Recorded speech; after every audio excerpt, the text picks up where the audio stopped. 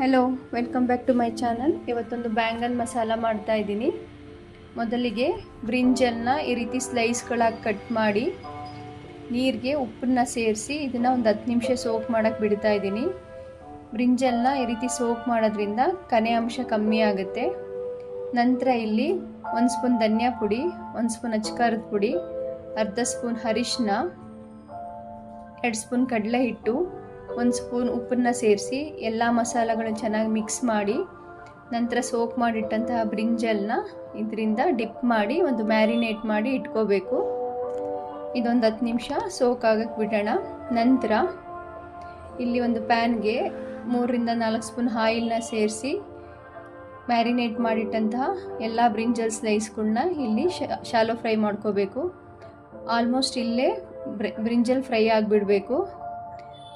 ನಂತರ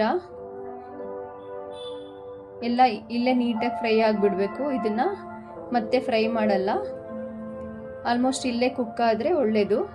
ನಂತರ 2 ರಿಂದ 3 ಸ್ಪೂನ್ ಆಯಿಲ್ನ ಸೇರಿಸಿ ಸಾಸಿವೆ, ಜೀರಿಗೆ, 1/4 ಸ್ಪೂನಷ್ಟು ಮೆಂತ್ಯನ ಸೇರಿಸ್ತಾ ಇದ್ದೀನಿ. ಮೆಂತ್ಯ ಇದಕ್ಕೆ ಒಳ್ಳೆ ಫ್ಲೇವರ್ನ ಕೊಡುತ್ತೆ. ನಂತರ ಇಲ್ಲಿ ಒಂದು ಸಣ್ಣಗೆ ಹೆಚ್ಚಿದಂಥ ಆನಿಯನ್ನ ಸೇರಿಸಿ ಇದನ್ನು ಕೂಡ ಒಂದು ಗೋಲ್ಡನ್ ಬ್ರೌನ್ ಬರೋವರೆಗೂ ಚೆನ್ನಾಗಿ ಫ್ರೈ ಮಾಡ್ಕೋಬೇಕು. ಸ್ವಲ್ಪ ಉಪ್ಪನ್ನ ಸೇರಿಸಿ ಆನಿಯನ್ ಚೆನ್ನಾಗಿ ಫ್ರೈ ಆದ ನಂತರ ಇಲ್ಲಿ 2 ಟೊಮೆಟೊನ ಪೇಸ್ಟ್ ಮಾಡಿ ಸೇರಿಸ್ತಾ ಇದ್ದೀನಿ. ಈ ರೀತಿ ಮಾಡೋದ್ರಿಂದ ಗ್ರೇವಿ ಟೇಸ್ಟು ಮತ್ತು ಚೆನ್ನಾಗಿ ಹೊಂದ್ಕೊಳ್ಳುತ್ತೆ ಮಸಾಲ.